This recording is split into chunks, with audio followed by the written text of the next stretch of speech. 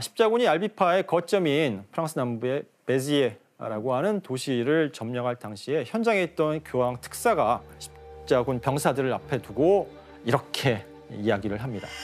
모두 죽여라. 신께서는 자신의 자식을 알아보실 것이다. 뭔 말이에요? 뭔 말이에요? 일단 죽고 나면 하느님 앞에서 심판을 받잖아요. 그때 신은 너는 억울하게 죽으니 너는 천당으로 가고 너는 이단이니 지옥불에서 고통을 당하고. 그냥 덮어놓고 학살을 한 거네요. 하지만 교회는 여기서 멈추지 않습니다. 남프랑스의 알비파를 척결하긴 했지만 프랑스 외에도 독일, 스페인, 이탈리아 등에서도 교회를 비판하는 사람들은 여기저기 퍼져 있었기 때문이죠. 교회는 자신의 권위를 지키기 위해서 그래서 반기를 드는 세력을 제압해야 했고 이를 위해서 유럽 곳곳에 바로 종교 재판소를 세우기 시작합니다.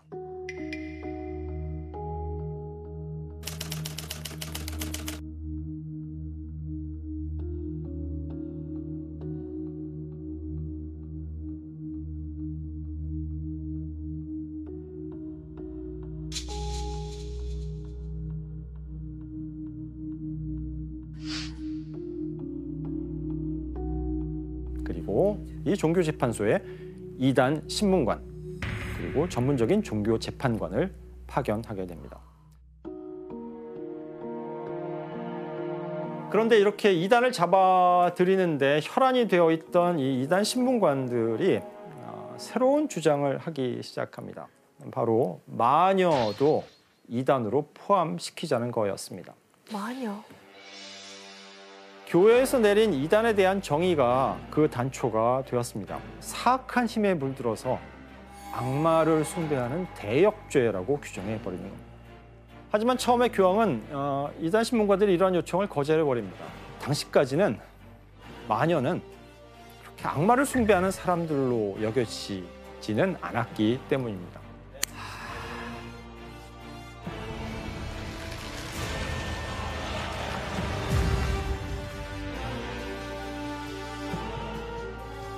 사실 오랜 세월 동안 동서고금을 막론하고 사람들은 마법 또는 주술의 힘을 믿어왔습니다. 그리고 마법을 부리는 사람들을 마녀 혹은 마법사라고 불렀고요. 과거의 마녀는 약초사, 그렇죠? 그다음에 맞아. 또 의료 행위를 하는 사람들, 치유사, 약사, 산파 또는 무속인의 기능을 겸하는 존재였습니다. 혹시 어렸을 때 배 아플 때 할머니가 배 만져주면서 뭐라고 하셨는지 기억하세요? 내 손은 약손이다. 그렇죠. 할머니 손은 약손. 그런데 실제로 배가 나으신 적이 있나요? 있어요. 나쁜데요? 배가 따뜻해지면서 그때 할머니를 마녀로 오해하신 적 있나요? 전 그랬던 것 같아요. 그럼 원래 마녀에는 긍정적인 의미도 있었던 거네요? 그렇죠. 사람들은 병이 나면 약초에 대한 지식을 자연스럽게 체득한 경험 많은 치유사를 찾아가서 치료를 받기도 하고 또 아이를 출산할 때는 아이를 받아본 경험이 많은 그런 산파의 도움을 받기도 했습니다. 사실 독일에도 약간 관련된 그런 기록들도 있고 그 이탈리아 그 프리올리라는 지역이 있는데 거기 기록들이 좀 남아있다고 하더라고요. 그래서 착한 마녀라는 개념을 아예 그때도 쓰기도 하고 그러니까 어떻게 보면 마을의 어떤 건강을 위해서 마을의 안녕을 위해서 이제 힘을 써주고 보호하는 약간 그런 역할이라고 생각했었죠. 그런 적이 있었구나. 그런데 1318년 상황이 완전히 뒤바뀌기 시작합니다. 교황이 마녀 사냥을 해도 된다라는 허가를 처음으로 내린 겁니다.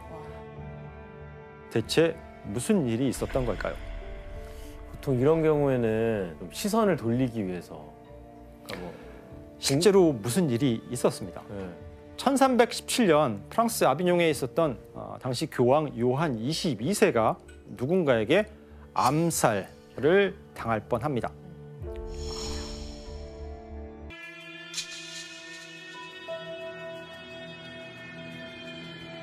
다행히 암살은 미수로 그쳤지만 범인이 밝혀지고 나서 교회는 경악을 하게 됩니다. 범인은 교회의 고위 사제인 주교였기 때문입니다. 외부에서 그럼 일어났네요. 그렇죠. 더 충격적인 것은 주교가 교황을 죽이려고 한 방법이 칼이나 무기가 아니라 바로 주술이었다는 데 있습니다. 와. 이 일의 파장은 실로 엄청나서 이제 마녀를 이단자로 단정할 논리적인 근거도 마련하지 않은 채 이단자와 마녀를 혼동해가며 마녀 사냥을 허락하게 된 것입니다.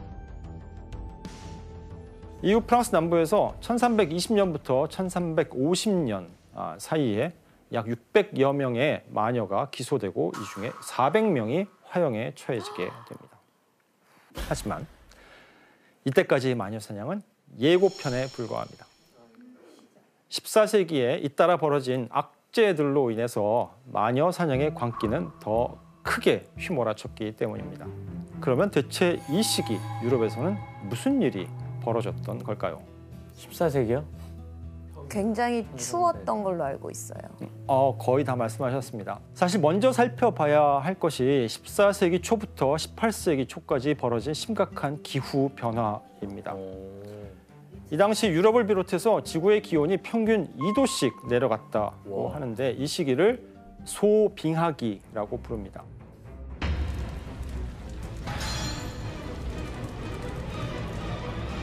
당시 상황이 어땠는지 한번 그림을 볼까요?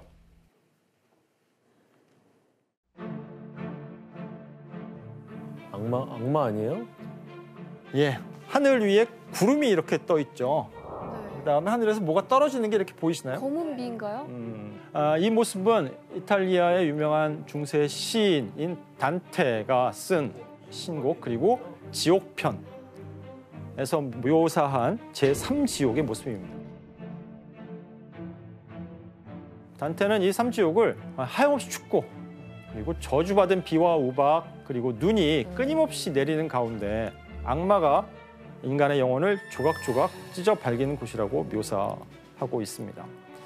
이러한 묘사는 14세기 초에 기후변화에서 영감을 받은 것으로 추정되는데 실제로 소빙하기가 도래하면서 세상은 단테가 묘사한 지옥과도 같은 모습, 지옥을 방불케 하는 모습을 갖게 됩니다. 당연히 농사는 심각한 흉작을 맞게 됩니다. 음식이 부족하다 보니 많은 사람들이 굶주렸고 때로는 아예 상한 음식을 먹고 죽곤 했습니다. 그런데 이렇게 천재지변으로 혼란한 유럽에 또 하나의 커다란 악재가 나타납니다. 바로 흑사병입니다. 패스트.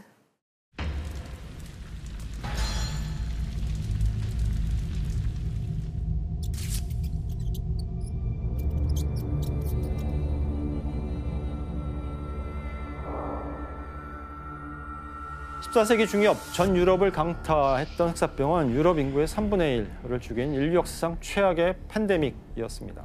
파리와 런던에서는 인구가 절반으로 줄어들 정도로 그 피해가 극심했다고 합니다. 가뜩이나 소빙하기로 인해서 대기근이 길어지면서 굶주림으로 사람들은 면역력이 약해졌겠죠. 그러다 보니 전염병의 피해도 더 커진 겁니다. 프랑스와 잉글랜드 사이에 벌어진 이 100년 전쟁이 이어지면서 유럽인의 삶은 더욱 더 피폐해져 갔습니다. 와, 진짜 초토화됐겠다. 인구학자들에 따르면 이 기근, 전염병, 그리고 전쟁 셋을 가르쳐서 과잉 인구의 3대 청소부라고 부릅니다. 이제 세상에 그렇다면 무엇이 찾아올 것인가? 종말이 곧 찾아올 것이다. 그림을 하나 보겠습니다. 어떤 그림 같으세요? 그 사람들을 막 죽이고 있네요. 네, 14세기 후반 이탈리아에서 그려진 그림인데 하늘에서 악마가 죽음의 화살을 쏘고 가운데에서는 또 죽음의 약을 뿌리고 있습니다. 전염병. 네. 세상이 이렇게 불행해지는 게 누구 탓이다? 악마 탓이다. 악마의 탓이다라고 생각하게 됩니다. 사람들은 종말이 닥쳐서 악마가 전 세계에 날뛰고 있다고 생각하면서 악마에 대한 두려움에 이제 벌벌 떨게 됩니다. 그 당시에 되게 진짜로 이 모든 거를 악마들이 저질렀다고 생각한 거예요? 이해가 잘 믿었죠. 안 되시죠. 네. 종교적인 세계관이 강했기 때문에 많은 사람이 이런 추론을 받아들이게 됩니다. 그리고 굶주림과 죽음에 절망한 사람들은 주변에서 원흉을 찾기 시작했습니다. 악마와 결탁해서 세상을 어지럽힌 죄인들을 찾아 없애야 한다. 그렇게 생각했던 것이죠. 그럼 악마와 결탁한 사람을 과연 누구라고 생각했을까요? 마녀? 마녀. 예, 바로 마녀입니다.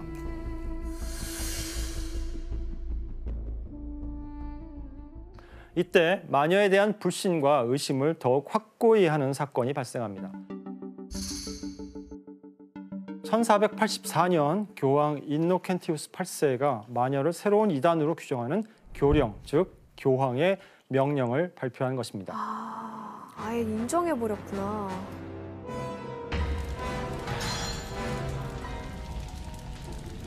이 교령은 이전까지 착한 마녀의 존재를 믿었던 사람들의 인식마저도 완전히 뒤바꾸는데 결정적인 역할을 하게 됩니다. 최근 우리들 귀에는 참으로 가슴 아픈 이야기가 들려옵니다. 남녀할 것 없이 자신의 구원을 잊어버리고 가톨릭 신앙으로부터 벗어나 악마에게 자신을 의탁하는 신자들이 많아지고 있다는 것입니다. 사도의 권유에 따라 이 지역의 해당 종교 재판관이 해당 범죄에 대한 교정, 투옥 및 처벌의 진행을 허용할 것을 선언합니다. 저는 교황이 이렇게 공식적으로 마녀의 존재를 인정했다는 걸 지금 처음 알았어요. 네. 사실 이 교령에서는 악마에게 자신을 의탁하고 마술을 쓰는 사람들을 마녀, 마법사라고 아예 정의해 버립니다. 그래서 악마의 하수인을 이단 재판관들이 잡아서 처벌하라고 요구했던 거고요. 왕이나 영주가 종교 재판관들을 도와서 마녀, 마법사를 처벌하는 일에 협력하라고 요청하기까지 했습니다. 결국 이 교령은 마녀 사냥에 대한 교회의 공식적인 허가장이라고 볼 수 있습니다. 이 교황의 명령에 힘입어서 마녀 사냥의 교과서라고 하는 책 한 권이 등장합니다. 마녀 사냥의 교과서요? 네, 어떤 책인지 한번 볼까요?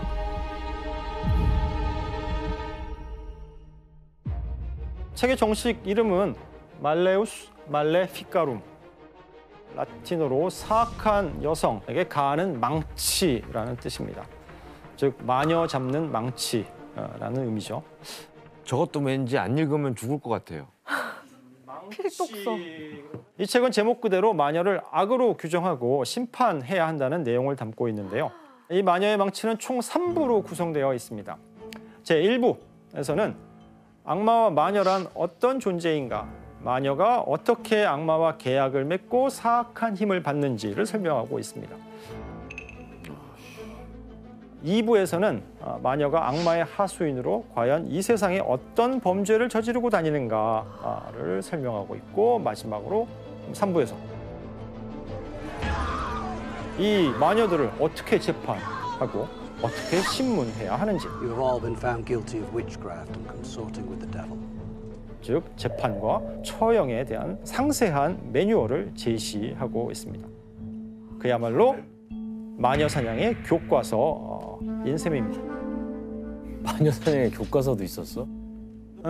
이 책을 쓴 사람은 도미니쿠스 수도회의 소속의 2명의 종교 재판관입니다. 그 머리 좋다는 사람들 아니에요? 그렇죠. 당시로서는 가장 재판관. 교육을 많이 받은 사람들이죠. 교황 쪽이래. 하인리히 크라머, 그리고 야콥 스프랭어라고 하는 두 수도사이자 종교 재판관입니다.